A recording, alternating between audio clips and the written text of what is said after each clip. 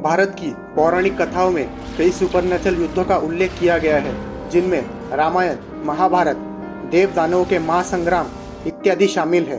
इनके बीच कई युद्धों में कई विनाशकारी हथियारों का और कई अस्त्र शस्त्र का उपयोग किया गया है। उदाहरण के लिए इंद्र का वज्र, महाकाल का त्रिशूल, विष्णु भगवान का सुदर्शन चक्र, ब्रह्मास्त्र इत्यादि। मगर क्या इन शस्त्रों को रियलिटी में बनाया जा सकता है? जैसे ब्रह्मास्त्र से पूरी धरती का विनाश करना और सुदर्शन चक्र से असीमित दूरी तक उड़कर शत्रु पर वार करना, क्या यह अस्त्र शस्त्र आज के मॉडर्न साइंस से कोई ताल्लुकात रखते हैं या यह सिर्फ सुनने सुनाने तक ही सीमित है? तो आइए इन शस्त्रों को मॉडर्न साइंस के साथ जोड़कर देखते हैं। तो मिस्टीरियस टॉक्स के नए एपिसोड में आप सबका स्वागत है। तो सबसे पहले क्रमांक पर आता है इंद्रदेव का वज्रास्त्र। वज्रास्त्र हिंदू पुराणों के हिसाब से देवराज इंद्र का मुख्य और सबसे शक्तिशाली हथियार है। इस शस्त्र को ऋषि दधीची के स्पाइनल कॉर्ड यानी मेरुदंड से बनाया गया था। इस शस्त्र की मदद से देवराज इंद्र ने वृत्तासुर का वध किया था, जिसे वरदान था कि वह किसी भी हथियार से नहीं मर सकता जो किसी भी लकड़ी, किसी भी धातु से बना हो। मगर क्या यह स्पाइनल कॉर्ड किसी को मार सकता है? अगर हम इस हथियार को गौर से देखें तो यह किसी सिग्नल या फ्रीक्वेंसी ट्रांसमिटिंग डिवाइस की तरह दिख रहा है, जैसे वाईफाई या किसी कम्युनिकेशन टावर के सिंबल जैसा, जो किसी भी अमाउंट में फ्रीक्वेंसी जनरेट कर सकता हो। अगर यह हथियार फ्रीक्वेंसी जनरेट करता है तो आपने रेजोनेंस का एक वैज्ञानिक कंसेप्ट तो सुना ही होगा। सीधी सरल भाषा में कहे तो हर व्यक्ति वस्तु की एक फ्रीक्वेंसी होती है और लिमिट कम ज्यादा हो सकती है। उदाहरण के लिए अगर हमने किसी कांच के सामने तीव्रता से आवाज किया, अगर उस कांच की फ्रीक्वेंसी और आवाज की फ्रीक्वेंसी एक हो जाती है तो वह कांच छोटे छोटे टुकड़ों में टूटकर ब्लास्ट हो सकता है। इस बात को अगर विस्तार से देखें और कई उदाहरणों का सहारा लेते हैं, जैसे सैनिक अगर किसी पुल या ब्रिज पर मार्चिंग या अपने पैरों से स्टैंपिंग करते हैं और ब्रिज की फ्रीक्वेंसी और मार्चिंग की फ्रीक्वेंसी एक होती है तो वह ब्रिज अपने शेप को बदल लेता है, या फिर टूट सकता है, या फिर जोर से हिल सकता है। उसी प्रकार से अगर हम किसी ऑडिटोरियम में बैठे हैं और तालियों की गूंज और ऑडिटोरियम के छप्पर की फ्रीक्वेंसी अगर एक होती है तो ऑडिटोरियम का छप्पर उड़ सकता है या फिर टूट सकता है। उसी प्रकार अगर किसी सिग्नल जनरेटर और मनुष्य की फ्रीक्वेंसी अगर एक होती है तो उस मनुष्य का ब्लड प्रेशर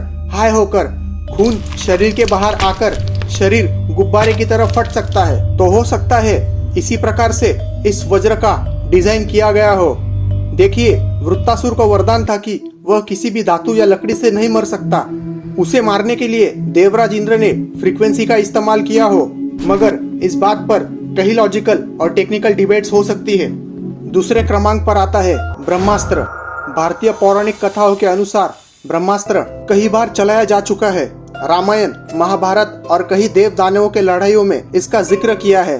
कहा जाता है कि यह अस्त्र विशिष्ट ज्ञान रखने वाले योद्धाओं के पास ही हुआ करता था, जैसे महाभारत में अर्जुन, रामायण में लक्ष्मण जी और कई देवताओं के पास इसका ज्ञान था।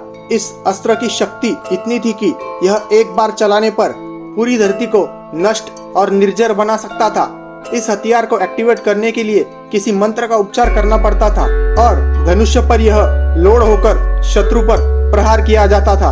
आज की भाषा में अगर कहे तो यह किसी मिसाइल सिस्टम की तरह लगता है, जैसे मिसाइल को किसी लॉन्चर से लॉन्च करने के लिए लॉन्चर पर लोड किया जाता है और अपने टारगेट पर लॉक किया जाता है। जिस तरह इस अस्त्र की शक्ति बताई गई है उस प्रकार से देखें तो मिसाइल में न्यूक्लियर वॉरहेड रखे जाते हैं और टारगेट पर चेन रिएक्शन करके एक्सप्लोड किए जाते हैं और न्यूक्लियर हथियार की शक्ति जापान के हिरोशिमा और नागासाकी शहर की बर्बादी से आप देख ही सकते हैं। रही बात मंत्र जपने की, तो हो सकता है इस मिसाइल को एक्टिवेट करने के लिए किसी स्पेसिफिक ऑडियो फ्रीक्वेंसी का इस्तेमाल किया जाता हो, जो आज हम कई चीजों में देख सकते हैं, जैसे audio frequency lockers, audio frequency fans, audio frequency LEDs. कुल मिलाकर देखें तो ब्रह्मास्त्र प्रैक्टिकली आज तैयार हो चुका है। तीसरे क्रमांक पर आता है श्री विष्णु भगवान का सुदर्शन चक्र। महाभारत काल में सुदर्शन चक्र का कई बार उल्लेख किया गया है। इसे भगवान श्री कृष्ण के हाथों में देखा जा सकता है। कई कथाओं के अनुसार इस चक्र से भगवान श्री कृष्ण ने कई असुर, राक्षसों और दानवों का संहार किया है।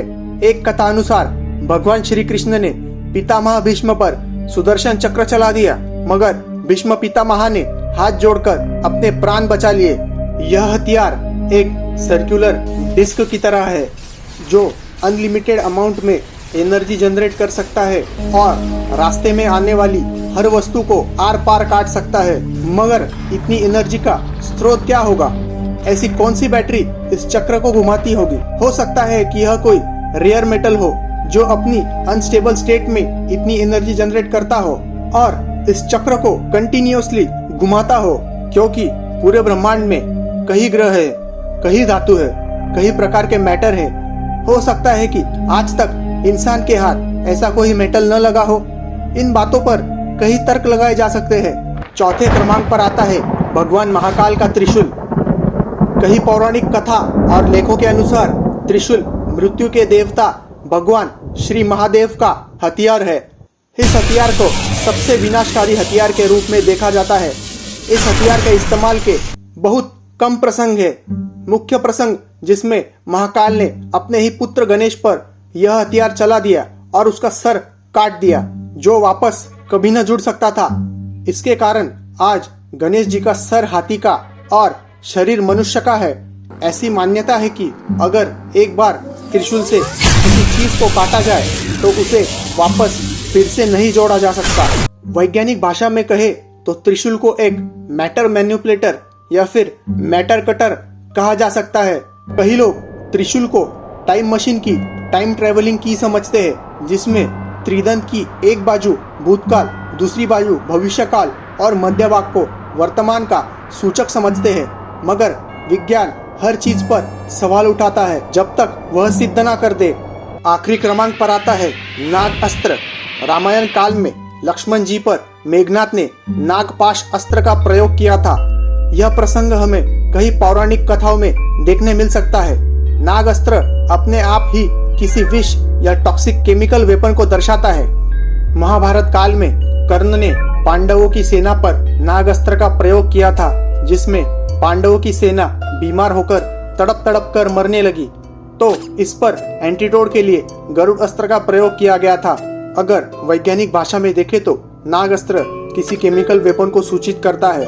दूसरे विश्व युद्ध में कई देशों ने इन केमिकल वेपन्स का इस्तेमाल अपनी दुश्मन सेना पर किया और बहुत से ऐसे हथियार हैं पौराणिक काल में जिन पर वैज्ञानिक रूप से चर्चा की जा सकती है।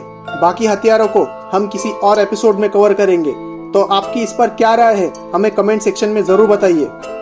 अगर आप ऐसे ही मिस्टीरियस चीजें देखना पसंद करते हैं तो इस सीरीज की प्लेलिस्ट की लिंक मैं आपको डिस्क्रिप्शन में दे रहा हूँ, आप जाकर जरूर देखिए।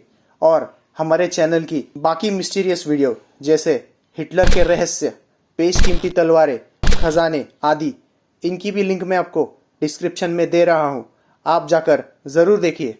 वीडियो देखने के बाद सिर्फ 1% लोग सब्सक्राइब करते हैं।